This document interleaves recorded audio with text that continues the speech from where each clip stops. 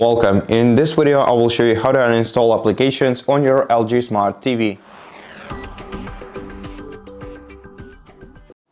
First, open the home screen on your TV and navigate to the list of applications on your TV. As you can see, here is mine. Then navigate to the application that you want to uninstall. For example, for me, this will be this last application I have on the list. And now to uninstall it, you have to press and hold the OK button, or otherwise called the central D-pad key.